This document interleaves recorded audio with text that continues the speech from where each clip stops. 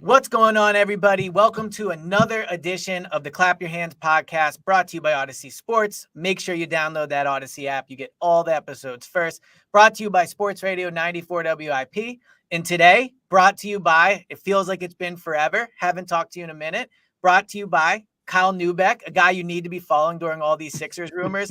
Although, frankly, Kyle, it feels like a lot of these rumors are just a repeat of the same exact thing when it comes to Harden and all that stuff. So what's up, man? How you been?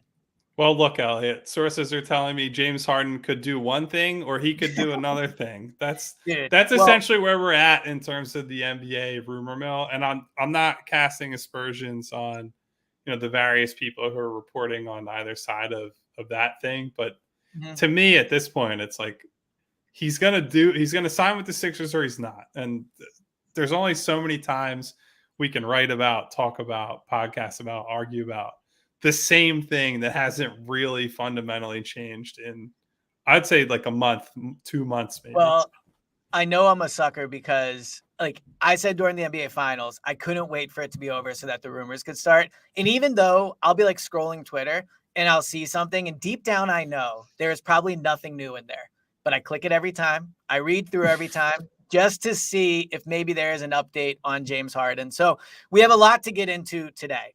Free agency starts on Friday at 6:00, I believe is what you said. Happy they don't do the midnight thing anymore. I remember when I was younger, and by that I mean maybe 5 years ago, waiting up and scrolling at 12 to see what's happening. So shout out to the NBA for moving it. But we have James Harden to get into. We have Tobias to get into. We haven't talked since the draft, so I actually do have some takes on the guys they signed. I was on vacation this past week. I woke up Friday morning early and did research for an hour because this is how I like to spend my free time. So I have some opinions on the undrafted guys. And then we probably should do some Dame talk because that is the big name. That is a name Sixers fans seem to be focusing on. We haven't talked about the whiteboard, the big scandal from last week. So where do you want to start? What moves you right now? Tobi, the whiteboard, Harden, what is Kyle into right now? All right, let's do the whiteboard. I had honestly almost forgotten about that at this point.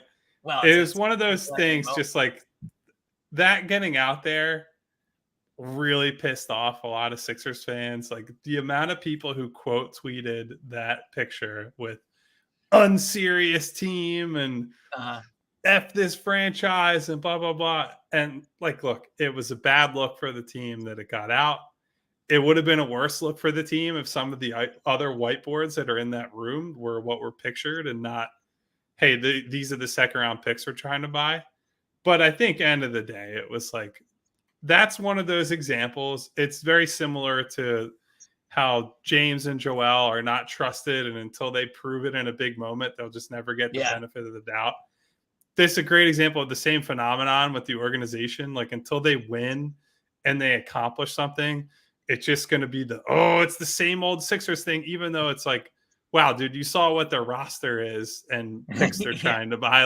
You didn't actually learn anything. It just it feels sloppy, and it feels like it's par for the course for an organization that's had a burner scandal and all these other ridiculous things happen to the team. So it was funny to me as someone who covers the team and who had it come to them on that night. And I was just like, oh my God, I got to make some phone calls now. Just I'm focused on who they might trade for or trade up with and et cetera, et cetera. And now it's I got to get on the phone with somebody and make sure this is actually real is the most important thing of my night right now. Well, there are always moments in our job where it's how silly is this? You're calling to see if a whiteboard that leaked on, I guess, Instagram is maybe where it came out, is real. But so my tinfoil hat conspiracy theory is, did they want this out there?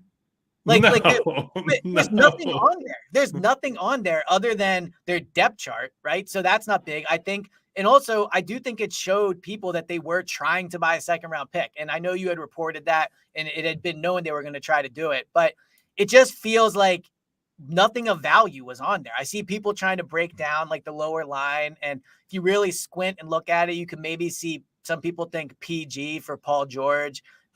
Trying to read I eventually acquired a high res image or version of that image. Okay. It does not say PG. It says free agents. Like it's Oh, just and I was told this when I talked to somebody before I got the high res image, but that's just a list of their free agents there. Look, I understand it's very hard to tell from the image that was circulated originally, but it's very clear that's not PG. It's not they're not trading for Paul George that I'm aware of. right. Well, it would be funny too if they had him on there. I do have some Paul George thoughts for you, but so let's talk about the actual board itself in a different way. It had James Harden on there in red because he's a free agent. It had Toby on there, if I'm not mistaken. Toby was on there. Had So Tucker as a on the bench, by the way, on the well, depth chart. that was interesting. And I don't know if they just put it in a certain order or just like this is how they wrote it, but they did have Harden at the 3, if I'm not mistaken. If you read it as Maxey, Melton, Harden, Toby, and Embiid. I mean, you don't think they're really going to play Harden at the 3, right? That would make no sense. Well, it's the 3 guard lineup we talked about a lot Yeah. last season. I think it's certainly possible. If you just look at D'Anthony Melton is probably the more important thing, that because Harden and Maxey are going to play regardless. They'll be in Mhm. the starting lineup. So you're looking at it more from the perspective of, is Melton a Nick Nurse guy? And is that somebody who might theoretically get elevated because Nurse is here? Now, obviously, I think PJ Tucker is certainly a Nick Nurse guy, and that he's Yep. just a hard-nosed defensive type player. And that was kind of Toronto's identity last few seasons. But I don't think it's out of the question that they play that 3 guard lineup, or at least experiment with it, toy with it early in the season to see if, with a new coach with new ideas, they get more out of it than maybe they did under Doc. So this is probably a little off topic from what we thought we were going to discuss, but do you think this means that there's a world where Maxey is kind of the dominant ball handler, like the primary ball handler going up the court, and Harden is playing more off ball? No, only because I can't see James getting on board with that. Like he Right. very much we praised him at times during the season for, hey, look, James is embracing being more of a catch and shoot guy. And that was with him taking like one more a game, Right. which is not a gigantic deal in the grand scheme of things. So I don't think, look, they need to bring Tyrese along as a ball handler. I think it'd be a pretty big stretch to expect James to just turn into like Klay Thompson and he's like a pure off ball guy. Well, that's not really how he's wired. I mean, look, maybe Nick Nurse can sell him on that, but we thought Doc Rivers was able to sell James on his vision. And then it starts coming out late in the season. He wasn't exactly on board with that. He wanted more freedom and more ball dominance and all that stuff. So, yeah, I don't really see that happening.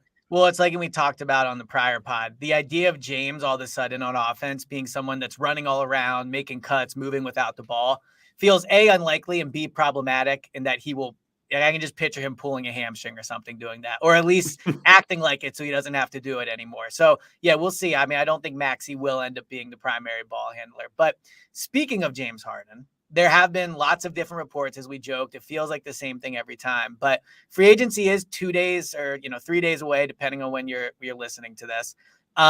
He has not opted out yet officially. It continues to be the reports that he intends to opt out. Where are you at with everything with Harden? What are you hearing? We do this every pod, but it feels like this saga just keeps going. There's no resolution yet. He's not officially opted out. What are you hearing and where are you at with it?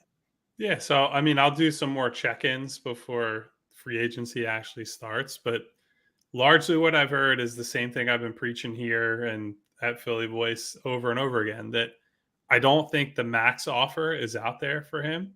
And so it puts him in a position where he's going to get to choose between, do you want to try to win and stay in Philadelphia? And there'll be different, I think they're flexible if we're talking strictly about what the contract looks like. Like I think if the Sixers thought the way to bring him back or the way to secure his future was to say, we'll bring you in for 2 years, big payment, big cash value on those 2 years, that they would do it.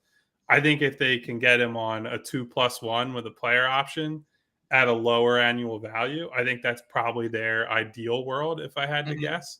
And I'm not saying that it's definitely going to happen, but I feel more confident they could get something like that done than I would have a month ago or right after the season ended, where the Houston stuff sounded inevitable. Now what you're hearing out of Houston, and I've reported this as other people have over the last week, 2 weeks, 3 weeks, that there are a lot of other free agents on their mind. They've been connected heavily to Fred VanVleet.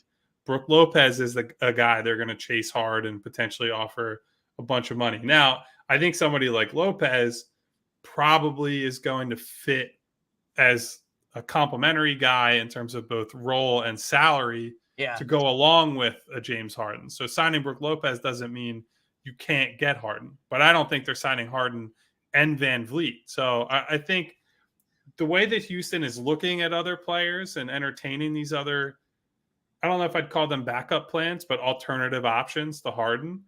The smoke that we've seen from Houston reporters suggesting that I don't think Houston is going to get to that top dollar value for Harden either.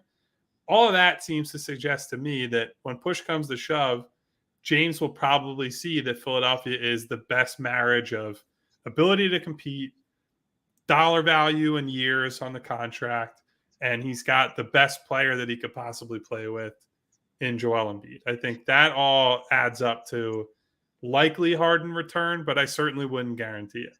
So you use the word inevitable, and I think that that's a good word, because all season, especially with the articles that will come out, the Christmas Day reporting about how he is interested in Houston, it did feel like that's where we were heading.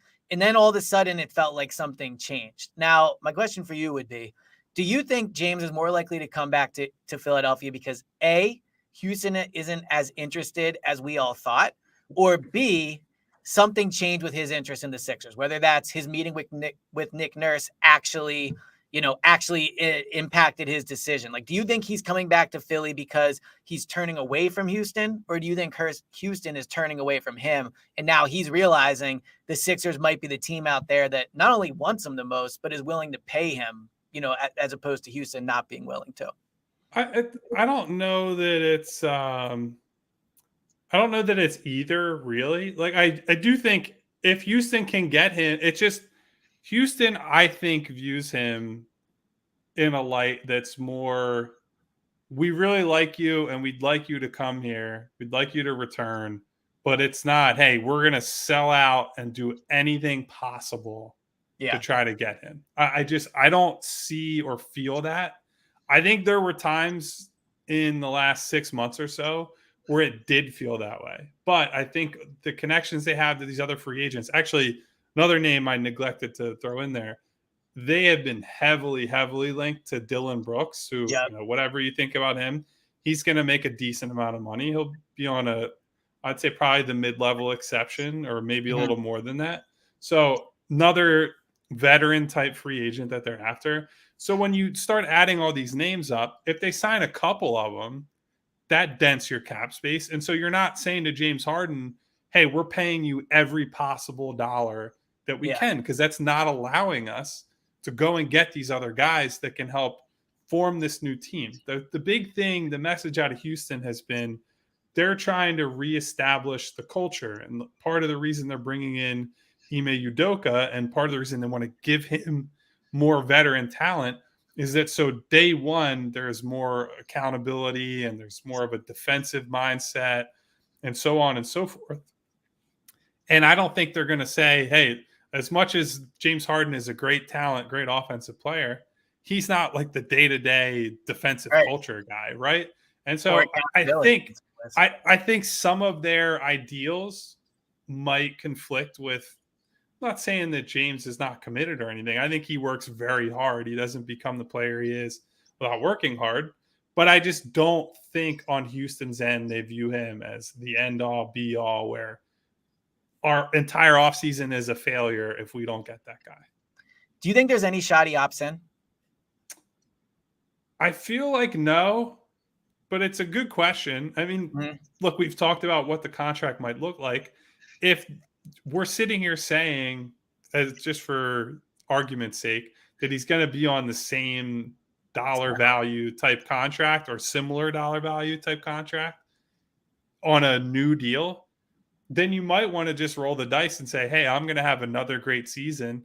I believe more in this head coach than Doc Rivers. He might get more out of me than Doc Rivers did. Then you might be up for a bigger payday. We've certainly seen guys in their mid-30s, especially guys that are as talented as James Harden is, secure some big paydays. So maybe he is willing to roll the dice. I have not heard that from anybody. I haven't seen that suggested. It's been more along the lines of James wants to get the long-term dollars and the biggest dollar amount that he can. And I think that comes from opting out, but we'll see. One worry I would have with him opting in now, financially, I think for the Sixers, it would be awesome. Like, it's only a 1-year deal. You get the player back, all those things. And there's not a worry of his salary going up to 42 million or whatever, because he would just opt in at the 36.5 or 37, whatever it is. One worry I would have with him opting in is, and you brought this up on the last pod, like, how does James feel about that? Like, if James thought he was going to get this massive payday from Houston or Philly or whatever it is, and now he's back on a 1-year opt-in, he is somebody that I think has shown he is willing to, quit is probably strong, but Brooklyn didn't go well. He forced his way out of Houston. You do wonder if he comes back on a 1-year deal, potentially not happy if they're not playing Harden ball. He's not the center of the basketball universe or whatever the phrasing was, and he doesn't have his big long-term deal, how he would feel about that. So the Sixers can't stop him from opting in. I think they would prefer, probably if they had to pick any solution, maybe they prefer a 2-year deal, but they probably would be happy with his cap number not going up this year. I just wonder of what mood James will be in coming back if he's on the opt-in after thinking he was going to get a massive deal. Well, look, I shouldn't say the person who primarily would be hurt by that approach would be James Harden, because if the thought behind opting in is that I'm going to be on my, I don't want to say best behavior, that sounds very childish, but I'm going to be my best self. Well, it's a contract. I'm going to show up. Yeah, contract year, James, and that means on-court approach, off-court approach as a leader in the weight room, things of that nature. You show up every day. You prove, hey, I'm a guy that wants to win, that cares about the right things. That's your sales pitch to whether it's the Sixers, whether it's the teams that are going to be free agent players next season. That all rests on you showing up and being that way. If you opt into your deal and then next season are going through the motions, or you decide you're not going to work out, or you're partying too hard, and that becomes visible on the court, there are a lot of teams around the league, including teams that like you as a player, who are going to say, we're not giving you big money in the offseason of 2024, and we're not going to give you a year's commitment either. So I just don't see a reality. I would worry about that more if in this scenario where he opts out, and Houston is a decent option, but it's not a great option because of the money and competitiveness. And if he comes back to Philadelphia because it's just, well, I'll do this for now, but I'm not in love with this. That's the scenario I would worry about, where you get him on a 2+1, but it's really James is just here because he feels like he has to be here to some extent. That's where I would be concerned, is if he's not fully committed. I've talked about this when we have discussed these various reports about Harden on the podcast before. The most dangerous thing you could have is a semi-committed James Harden. If he's all in, whatever his flaws are, whatever his historical faults have been in big games, I can at least say, look, that guy is capable of big performances and big moments, and he's also a day-to-day giant net positive for your team. Will that be the case in the most important games of the season? Probably not, if his track record says anything about the future. But as long as you have his commitment, I'm okay going to war with that guy. Where I wouldn't be okay is if this is just I'll do it, and it's an okay option for me right now, but he wakes up in January right before the trade deadline, and it's like, you know what?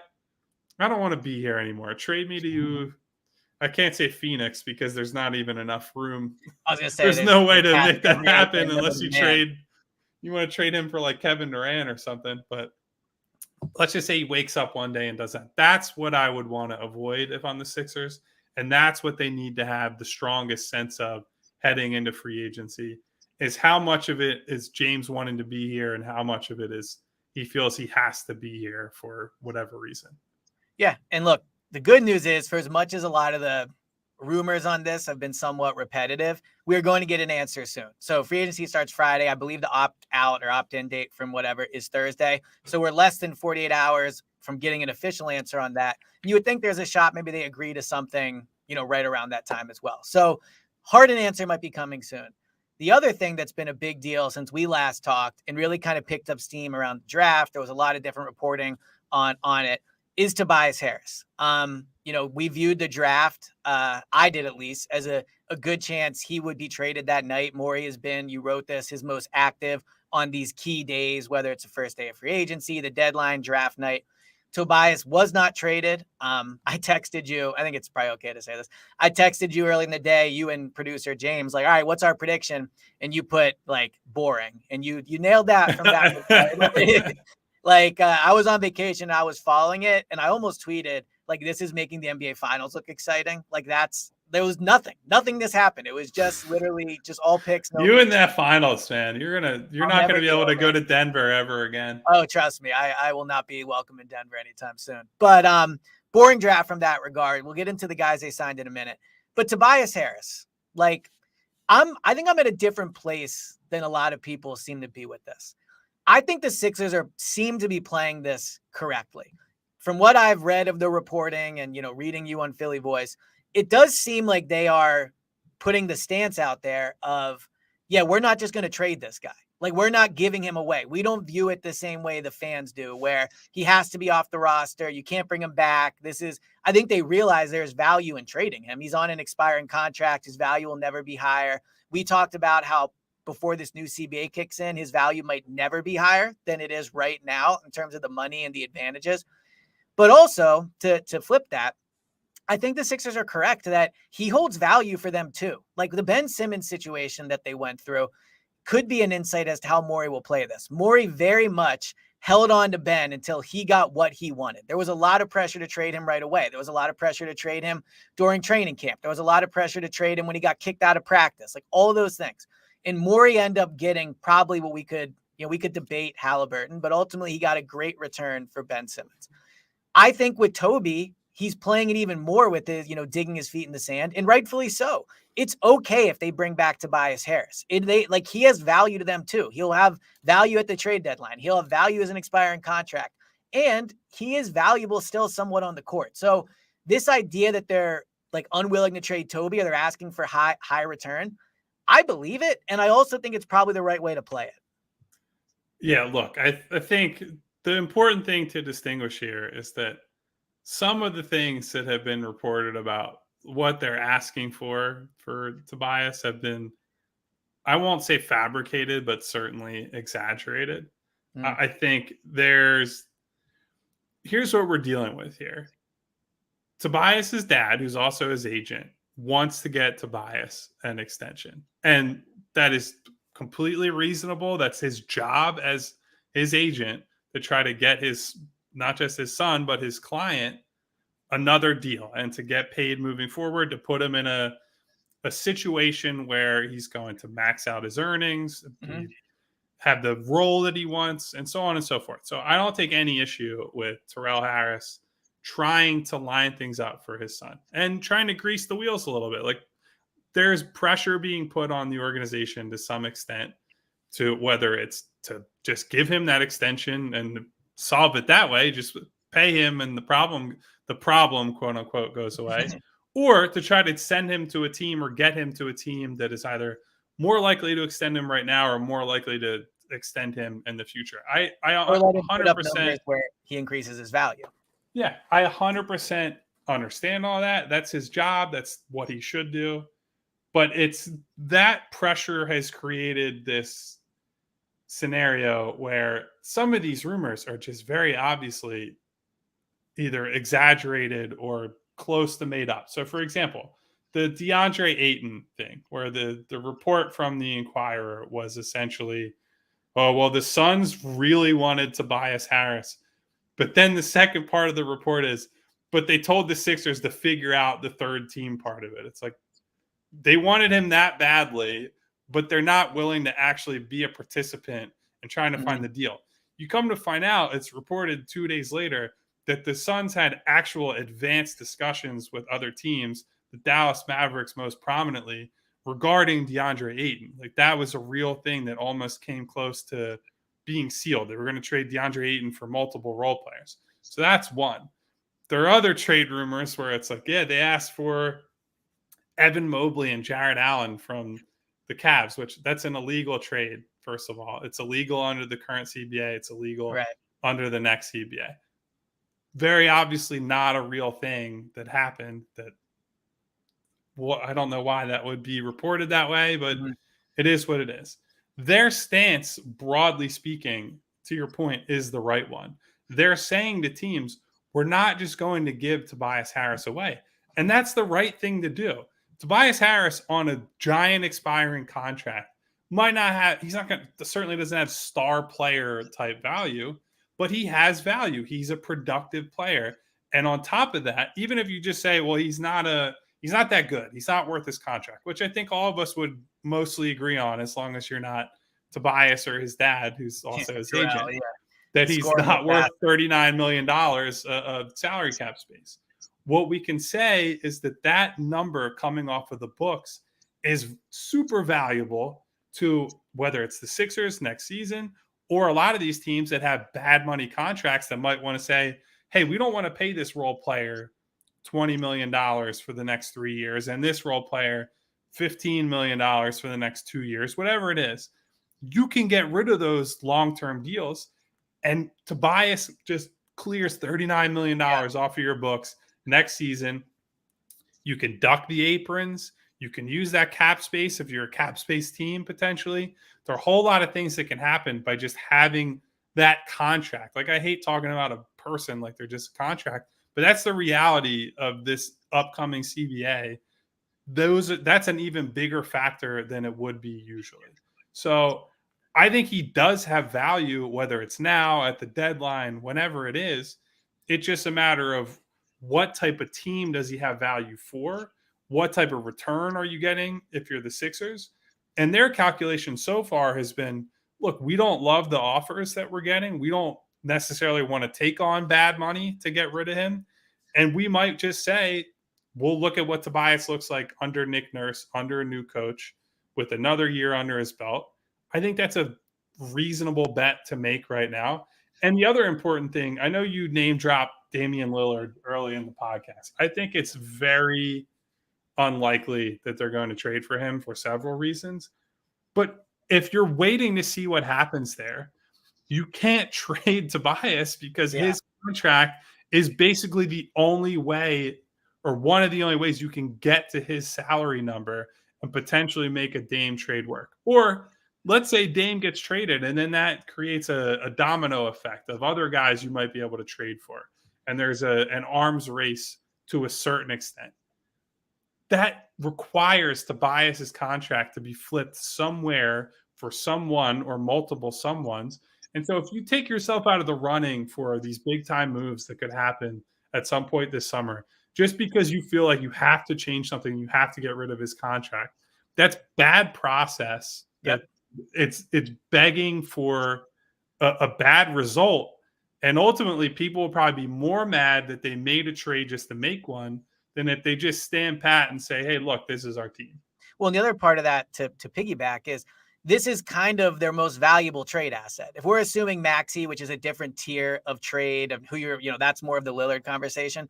But to your point, like when they had Ben, let's say the minute Ben asks to be traded, they just trade him there and they do it for John Collins, or they do it for, some of those names that were being rumored at the time. Then when Harden asks out, they can't get Harden. And now some fans would go, well, thank God, but that's foolish. Like, he ended up really making them a better team, even though they didn't advance further in the playoffs. He made them a way better team. So even if it's not, to your point, about holding on for Lillard, there could be a month from now or the first month into the season, another name we're not even thinking of that becomes available, and then they've lost their main piece. But the other part of this, and really this is where I'm most rooted and I'm okay holding on to Tobias, he just doesn't seem like he's going to cause a problem. Maybe his dad/agent will leak things. And that was one of my main takeaways from the reporting on both sides of this is, while you're right, the intricacies of the deals of like, this couldn't happen. And like, I think the main takeaway from the report was Tobi's dad/agent feels the Sixers are being difficult in getting Tobi traded, whether they're asking for too much or their negotiations with teams, like all those things. That was the main point of that, is to say, hey, like, the Sixers are being difficult about my client being traded. And I think the Sixers are correct to then put out basically like, hey, we're going to hold on to him because we think he's valuable. But when Ben was here, it was a distraction to a certain extent. I don't think Tobi will be a distraction. But I think, also the same things were said about Ben. It was, oh, yeah, they're asking right. prices insane.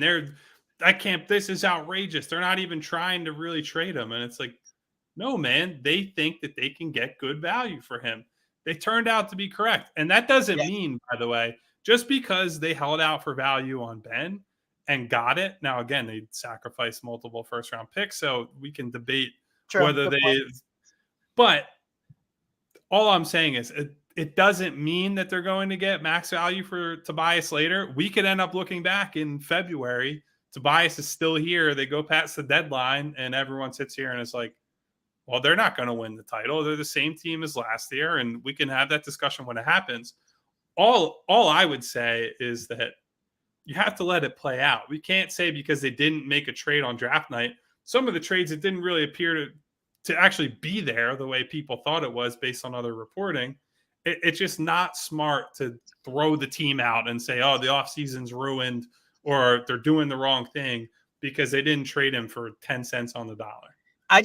I think there's this section of the fan base. And again, I love rumors. I love trades. So I completely understand the desire to have something, but they're like frothing at the mouth to get rid of Tobias. And I just don't get the sense from the team that that's where the team is at. And I think that's the correct way to go about it. And this is probably also rooted in that I think the team is better than most. Like, I think if they bring back the exact same roster, obviously the bench will differ in certain ways, but the core, like Embiid, Harden, Maxey, Tobias, PJ, Nurse is the head coach now, obviously. Like, I think they could win the title next year. I think they're certainly in that conversation of teams that could do it. Whereas I think with Ben, when Ben wasn't playing, we knew that team wasn't good enough without Ben to win the title. So there was more of an urgency to go change the roster and make something happen. There's a pushback to running it back. I don't think running it back would be a massive mistake or a wasted season. I wouldn't say it's a wasted season, but I will understand the animosity they get from the fan base for doing so. So that's the part I understand. I'm not sitting here casting judgment on the fan base for wanting something to change. I 100% understand, especially in Tobias's case specifically. He's been here through so much of this stuff, and it seems to end the same way every year. And he's a nice player, but not worth the there's a lot of factors there that I get why people want to move on from him. It's just a matter of you have to do it when it actually makes sense and not just because a trade is available. Yeah. Yeah. I agree with that mindset. And it seems like that's what it is. You mentioned something interesting, and it was about the contract extension with Tobias. Like, do you think there's a world where the Sixers extend Tobias? I would assume not, but I mean, if it was cheap, I think. I think Tobias Harris is looked at a lot differently if he's making $15 million a year. I think at 15, you're jumping for joy at what he's offering you. Now, what 15 looks like in the new CBA, maybe that's 20 or low 20s, right. Whatever it is. It doesn't seem to me that right now he's jumping for joy at $20 million a year, but I think that's a fair value for somebody like him if they were able to eventually get him on that kind of number. I'm trying to imagine the reaction in the podcast to the, breaking news. Sixers have signed Tobias to a 3-year, $50 million extension. Like, I think they could sign him to a 3-year, $3 million extension and people would still be upset. Like, I think to your point, like, while I said the frothing at the mouth thing, I get it. Like, I get why they want him gone emotionally. At this point in extension, I mean, it would just be absurd if that were to happen. So we've touched on it obviously throughout it, but I'm curious, outside of what you think, like, is he going to be here in training camp? Like, from what you're hearing, I guess maybe a better way to phrase that, there seems to be more and more of that. Like, what's your kind of prediction right now as to how this plays out? I would say I would lean toward him being moved before the season, but there's not. My prediction for the draft prior to having some phone calls last week was that he's getting traded on draft night. So Right. It's hard to know. Like, there's certainly, I'll say this, there's definitely interest in him, right? That's the part of this that I think is true from all the reporting, that teams have inquired and have been on the phone with them and have said, hey, we're willing to give you this, this, this. The offers just haven't matched what they want. And I think once the dust settles on free agency, that's when it starts to get interesting, because teams look around and some teams will accomplish what they want to get done in the offseason and in free agency. They'll say, hey, we added this guy, we added a guard, we added a wing, we added a big, whatever it is. There are other teams that are going to strike out or don't have many options available to them. And they're going to be sitting there in late July looking at their shitty summer league team with their young guys who aren't going to help and saying to themselves, man, we really could use some extra help right away to try to make a push. And that's when, as the Sixers, you sit there and say, we have Tobias Harris. You have some stuff that we might want, or you might have stuff that another team wants that you can reroute some things to us that way. And there are going to be opportunities. Or we could end up in, let's say it's December, and a team that thought they had a big offseason that was excited about the year is much worse than they thought. This happens every year. There's always a team that thinks they're going to push chips in and be better than they actually are pretty early. And a lot of times they make panic moves when they aren't good enough right away. Mm-hmm. And Tobias, whatever you want to say about him, is ready-made production. He might not be offering you a gigantic ceiling, but he'll be on an expiring contract. He's going to give you his 14, 15 points a game. He'll get to his spots. He'll be a good locker room, clubhouse type guy. He's a known quantity, and that has value to a bunch of different types of teams.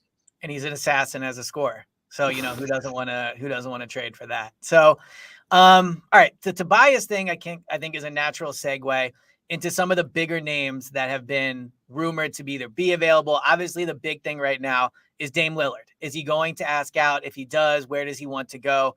You mentioned earlier you don't think they're going to trade for Dame for a number of reasons. I guess let's start with that. Like, what's your view on the Dame thing? Do you think he asks out? And what do you think the Sixers either level of interest would be or a potential of actually acquiring him? You want my really hot take? I'm sick and fucking tired of hearing about Damian Lillard, man. It's like every other day. Yeah. It's like the most nothing report. It's like Dame Lillard is thinking about this, or they haven't talked, or they had a meeting and we're going to try. Like, that was the thing yesterday. Chris Haynes reports that he's having a meeting with Joe Cronin in the front office. And then a statement comes after this meeting where it's like, we are committed to trying to build around Dame Lillard. And it's like, all right, man, but are you? Because the whole thing was you drafted Scoot, another small guard at number 3. And if you don't move him, you're going to have 3 small guards is basically your core of guys. Simons, Lillard, Scoot. And it's just not a tenable situation to me. And I don't think Dame is wired this way. It just seems like shit or get off the pot, man. Like, ask for a trade or don't. But all this waffling, like, and then Chris Haynes comes out on a podcast yesterday and he's like, well, Dame doesn't want to go to like a super team type thing and play with 3 stars. It's like, bro, either you want to win in Portland and you're committed there, or you're going to get traded, and the team who's going to try to trade for you wants to have as much talent as possible. It's the whole point of trading for you is to try to put the best possible team on the floor. So enough. Either you want to move or you don't. My advice to Dame, if I was his close personal friend, would be, bro, stop worrying so much about how people will perceive you're winning. Like this idea, like from the Chris Haynes things, which, well, Dame wants to go to a team, but he doesn't want to go to, you know, a ready-made team. Like, what are you going to get up there at the press conference and be like, just to be clear, everyone, even though I'm here, we all agree this team wouldn't win without me, right? Like, he's so obsessed with this idea of his title not being looked like he chased it. Like, go chase a ring, man. Like, it's okay to chase things that you want. It's okay to go to situations. You have tried in Portland. You gave it your all. Like, nobody is going to say that you're not loyal or you gave up. So, yes, I agree. And, like, posting the thing on Instagram where he's posting welcome to Miami, and then Jimmy Butler posts something where he tags Damian Lillard. As a Blazers fan, I would be at the point of like, just trade the guy. Like, great franchise. And there are definitely people in Portland who feel that way, I think, at this point. And rightfully so. So the Dame stuff aside, because I agree, it's getting annoying. Like, it's Brett Favre-ish. Like, bro, just do what you want to do or just commit and stop playing into it. That aside, what do you think of the Sixers' angle of this? Like, what do you think is their possibility? What do you think their level of interest would be? I mean, look, I think if you were to compare the offer they could make to, say, Miami, I think they can make a better offer than Miami because Maxey is better, or as a guy I'd want to have on my team more than Tyler Hero moving forward. but also Maxey presents the same problems as and like as a worse player as Dame with Scoot and Anthony Simons. Like acquiring Maxey doesn't actually really do anything for them, and he's the big chip for Portland if they complete a trade with the Sixers. I think it looks more and more if he gets moved that he could go to Brooklyn because they just have all these picks they're sitting on. They have some interesting role players. Portland can split the difference where they keep Simons and they keep Scoot, but they might bring in some like defensive minded wings. They can still be competitive while having these assets long term. But that's probably where I would see it going if they make a trade. I don't know. I just don't. Here's the other thing. If James Harden comes back, I don't really see a world where you can get max value out of Lillard and Harden at the same time. They're just not. I'm not that worried about the Dame side of it. I do think his off-ball utility and comfort is just better than Harden's is. But then you put Harden in this spot where there are just stretches of the game where he's just kind of standing around doing nothing. And look, that's a negative. And with respect to Harden and how he approaches the game when the ball's not in his hands, it's one of the big limitations he has as a star player. It's why I think to some degree, and Doc Rivers touched on this, it's why he hasn't won in the playoffs. If you defend him a certain way, it's just easy to get him out of what he likes to do and what he's good at. Yeah. But I don't know. I don't see it. I mean, maybe you could make the argument if Harden doesn't come back, that's when you say, well, if we want to compete with Joel, we got to kind of go for it. And we just unload the best of what we have left for Dame. But then you're in a spot where it's Joel and Dame and who else? Like how are you winning with that group? So I don't think they're well set up for a trade, whether it's the assets they have to offer, the team they would have after Dame comes here. I think it's a fun mental exercise, and it would have been great if Dame had asked out when Ben Simmons was in the middle of his whole saga. That would have been better timing for Philadelphia, but that's not the world we live in, and so I don't think it's one that they'll have to track that hard. So tell me if you think my read on this is incorrect. I just get this sense that the Sixers are hesitant to make a major trade for a big time contract or to really trade Maxey. Like if let's say the Blazers said to the Sixers and Dame wants to come here, all right, like give us Maxey, whatever, we'll make it work. I think they would probably do it. But just from listening to whenever Daryl Morey talks about Maxey, and I know on a press conference it's not always the ultimate truth, but listening to the way that he talks about him, listening to the way Nurse talks about him, I just don't get this sense that they would be as all in on trading Maxey. For Dame, for example, we talked about it with Beal. We've talked about it with Zach LaVine. It just really feels like they are very much okay with feeling they can win with this same team and with bringing Maxey back. Like, do you think there is a real willingness to trade Maxey, or is it really going to take someone like a Dame, and even then maybe they wouldn't be as into it? Well, so I do think Dame is on a different level than the Beals and LaVines of the world, where if Dame straight up said, I want to come to Philadelphia, trade for me, if that was the world we were operating in, then yeah, I think that there would be a serious discussion about trading Maxey to make that happen. To your point, though, I do think they view him as a real long-term piece, future all-star, that type of player. Some of it's posturing because they know that guy's your most valuable trade chip that you have. And so they're not going to come out and say, well, we consider all options and they're on the table when they're asked about Maxey. They're going to constantly reinforce, yes, we believe in this kid. Yes, he's a core guy. Yes, we think he can be XYZ, score 25 points a game, cure cancer, walk on water, whatever it is. They're going to say what they need to in public. But I do think if there's a real, genuine top-level star, and I think Dame, if he's not in that inner circle of players, he's very close to it. Yeah. Then I think they'll consider it. I think why Maxey has been viewed as not untouchable, but close to that so far is that there haven't really been guys that have been worth considering it for. Bradley Beal's contract, terrible, and has not been all that good on the floor the last couple of years. Zach LaVine, pretty good player, but you've seen what Chicago has been with him as one of the best guys, right? So, yeah, and a giant contract over the long term. So you're asking yourself, is it worth giving up a guy who's still ascending for guys who are in their prime but haven't proven they can really drive winning all that much while they're in their prime. So I think they've played it right so far. They could end up holding on to him too long. They might give him a contract eventually that he becomes then slightly overrated or he's not offering the proper value. But as of right now, I think they're going to stand pat until or unless a real deal, genuine star or Yeah. superstar becomes available. And I think it's interesting because there seems to be such a juxtaposition right now. And this, I guess, is not that uncommon, but where what the team thinks and what the fans feel is required. This feels like such a major divide right now on the Sixers, at least what they're posturing publicly, and I think internally too, and what the fans demand. So we started the pod by saying this with the whiteboard. The whiteboard, if they had just won the title, would be viewed as like a fun, wacky thing. And, oh, look at this team. But because they lost, it's this team isn't run well. They're sloppy. This is why you'll never win. I think that the fans want to feel something is going to change, and it just doesn't feel the Sixers sense that same type of urgency. And I think they might view Nick Nurse as like a good enough addition where they feel that's the extra competitive advantage they need to win the title. So it'll be interesting to see how these next few days play out. I definitely think there's an expectation and a desire from the fans to see a major move. And I'm a little worried just for the fans' sake that's not coming.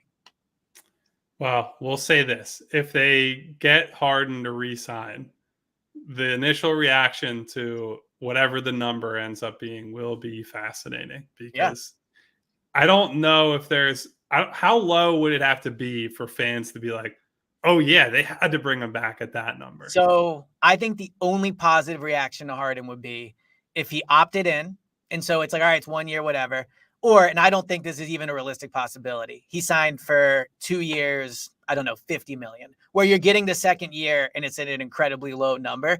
What floored me was I was listening to a podcast. It was Bill Simmons and Ryan Russillo, and they were like giving their predictions for contracts. And they had Harden with 150 million, both of them. Like both of them had over 150. Over what, 3 years? Yeah, over 3 years. Yeah. And it just floored me because I feel like whenever we talk about it and whenever I think it's going to be, I don't even think the final deal will be in the hundreds. Like I think he's going to get a 2-year deal. I do not think there will be a third year. And it was just an interesting kind of maybe nationally how this is viewed as opposed to locally, maybe what the expectations have become. Because to circle back to your original question, I don't think there is a realistic number where fans will feel, okay, this was worth doing. I could see to that point. I think they're wrong for that, for what it's worth. Well, I could see like two at 50 plus or 2 at 50 per, like 2 for 100. Oh, no way. But that's what I'm talking about is like, that's the compromise. That's one of the compromise options, right? You only have him for 2 years. You're not committed to him long-term, but he gets the extra financial benefits in the short term. That could end up being where they go. Now, will they go that direction? I don't know. I can't say right now. I'm not inside James Harden's mind, so I don't know what exactly is top priority for him at this point. But I wouldn't rule that out entirely, is what I'm saying. I don't think if it goes 3 years, if it's 2+1, I don't think he's getting that type of money, is what I would say. I think that's only if it's a shorter term balloon type deal. I've been very clear. I would bring back James. I even said if you had to do it, like Max, I'm like, I think they need James Harden back. If they give him 2 years at 50 million plus per year, that would be even hard for me to like swallow. Like I would do it and I would be happy he's back, but it would be like, man, like that's a pretty significant raise. He did have a really good year, but I think to your original question about publicly, if he gets 2 years, 50 million plus, I think fans are going to be absolutely livid. People are going to be saying he earned a raise. Like I don't even know if he can get more than 50. I have to double check on what his actual. If it's a 2 and then a 1, like with a 2 years and then 100 plus million, I think people are going to be really, really upset. Now, what is interesting, this morning I was on with Joe DeCamera and he said, he would rather have him on a 1-year deal than a 2-year deal. There is some advantages to the 2-year just because you own his rights for the following year. And we've spent a large portion of this pod talking about Tobias. Like he would be a large expiring contract, Harden would. So if you're the Sixers, I think we could argue like maybe opting in for 1 year is better, but 2 years also definitely has its advantages. Yeah, we're going to see. It'll happen soon enough. I know. It always comes back to Harden. We started with Harden, we ended with Harden. Any thoughts on the draft? We were unable to do it because hands up, I was on vacation, was able to make it happen. The guys they signed, Ricky Council seems like a steal. They got like, in my opinion, the next Bones Highland with Smith. I'm really, really in on these two. A lot of draft boards seemed like they had them potential options at, the second round, if not the high second round. Ricky Council seems like a player that they need on the roster just in terms of a pure athlete. Smith feels like if I create a player in NBA 2K, that is what he is coming out as, like shooter, like all those things. What are your thoughts on the draft? I'm a big pitcher. So I just really quick. Okay. Did you see the backstory behind Ricky Council's family? I did. By any I chance? saw you tweeted it. The amount of Rickies in his family is telling. So for anyone who has not seen this yet, Ricky Council is Ricky Council the fourth. Yes. His father is the original Ricky Council, and he has 3 different sons also named Ricky Council. Ricky Council the second, Ricky Council the third, and Ricky Council the fourth, who is now on the Sixers. I also learned in the process of researching that he used to go by 4 or 4th at home. I like and that. At Arkansas, during his final year in college, he went by C4. So that's because he would detonate on people at the rim with his dunks, which that's a nice thematic nickname. I think they're 2 interesting bets on kind of the opposite side of the guard spectrum, where Council is this just ball of clay that you can try to mold because he's an insane athlete. He's got all these great physical tools. I think the thing that I really like watching him, and I wrote about this the other day, he gets to the line and he finishes at the basket consistently. And a lot of guys who have a questionable jumper, and that's the big thing with him, is will he be able to shoot? They then struggle to get to the basket because it's just, if teams can sag off of you, then they're able to wall you off. Like we've certainly seen that with people like Ben Simmons, Markelle Fultz, et cetera, in Philadelphia. This guy shot a free throw for, I believe it was like every 2 shot attempts he had a free throw, which that's an elite rate to be up there. It's only slightly behind where someone like Joel Embiid is at. And any guy who can produce value at the free throw line that's a big plus for me in my book. And I think you can see it's one thing to have athletic tools and be long and be fast and all that. He uses them well. And so I think you can already see the tools translating into basketball skill and basketball production. So that's really positive. We'll see if he can shoot. If he can shoot, I think he's going to have a long career. If he can't, then he's going to be limited in what he can do. Smith, the worry would be he's just not big enough. He's super skinny. He's not that tall. And he's a combo guard that if you don't shoot the lights out, you're going to have problems staying on the floor. Now, here's the thing. He might shoot the lights out. He's got insane range. His handle's great.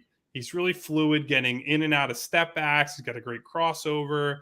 He gets to his spots. He looks like the quintessential instant offense bench type guy that might be able to make a lot of money over his career just scoring a ton of points off the bench. And the good thing for the Sixers is that I think he's really comfortable as a catch and shoot guy. Like if you just were to watch his tape and only watch the catch and shoot looks, that ball hits his hands and it's out of there almost immediately. He's got quick mechanics. He's got clean mechanics. And that's a guy that you can stick on the floor and just say, we want you to shoot every time the ball touches your hands. We'll put you in the corner. We'll run you off screens. And they'll feel good about the results they're probably going to get from that. Now, he can't finish at the rim or hasn't finished at the rim. I want to say, I read this, it might have been Sam Vecini had this stat. I think he finished 33% from the rim in half court as a freshman. Now, that was his first year. He improved this past season in his sophomore season. But that's disastrous. That's a disastrous number. And I think that's one way that you see the lack of size, the lack of bulk hurting him. And it's going to hurt him on defense.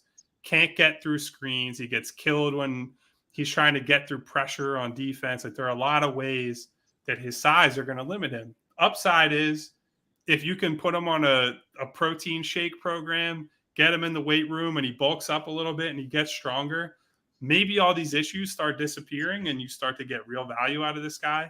But I would say I'm a little more bullish on Ricky Council than I am on Smith. Yeah, and I think what's exciting about both of them is, one thing Doc was criticized for, and rightfully so, is like didn't play young guys, or at least that was a perception, and he wasn't willing to try different lineups throughout the year. I do think with Nick Nurse, there is a level of where you can believe in these guys a little bit more because, I think he'll be better at developing them. But also, these guys might get a real chance. I know they're on two-way deals, but, seeing if Ricky Council, I think I've read he's a great defender, seeing if he fits in certain lineups, trying Smith off the bench. So that is another benefit of having a head coach for at least now that everyone believes in and think can develop guys is when you get these undrafted players. I mean, one way the Eagles have been successful is being great with undrafted guys. So it is a path to being successful, especially when you're paying so many players max deals. So, all right, I think we have hit on everything. We are officially ready for the beginning of free agency. Any final thoughts before we get out of here? No, I will also say one last thing on the two-way guys is that it might just be necessary that teams have to give those guys more chances now because of this new CBA stuff. The more expensive your team gets, the more you're relying on minimum contract veterans and things like that. So these two-way contracts, and there are now 3 of them. You have 3 two-way contracts now instead of 2 under the new CBA. They're more important than they've been in the past, and they were already a pretty important tool for teams. So I'm excited to see if any of these guys end up panning out. I love I have no final thoughts, but here's my final thought and giving one more. So always good. So we will be back later in the week. For those that are maybe off this week, WIP is down the shore tomorrow for the Jason Kelsey event. I'll be there all day. You can come talk to me about basketball or football, whatever you want. I'll explain to you why I think they're going to win the title next year and why Embiid is still better than Jokic. So it'll be a fun day down the shore. We'll be back later when something happens. So Kyle, I'll talk to you next time, man. Talk to you guys soon.